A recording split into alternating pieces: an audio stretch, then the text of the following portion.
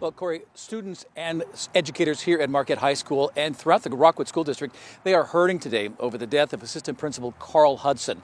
He was here for 11 years, but the former students that I talked with today say they will remember him the rest of their lives.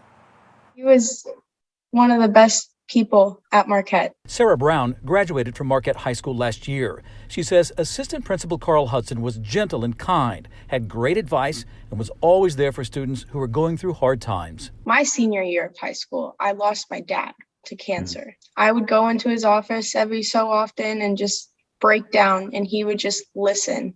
And you don't get a lot of teachers that do that.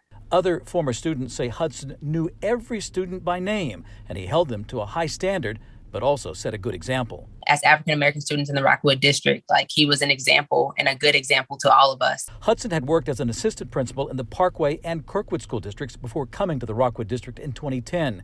At Marquette, the person who worked closest with him was his administrative assistant, Rhonda Costa. He is an amazing boss to have. He treated me as an equal, not just as his assistant, and we just took care of each other. And he was an amazing person. Hudson was not married nor had children, but left a lasting impression on colleagues as well as students.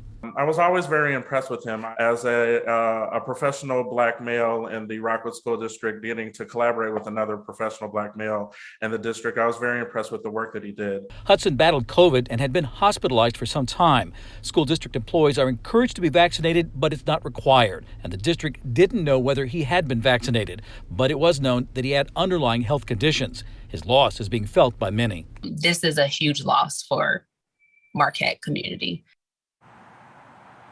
Besides working in education and serving in that capacity for nearly 30 years, Hudson was also an ordained minister, and earlier this year, he was elected to office in the community where he grew up.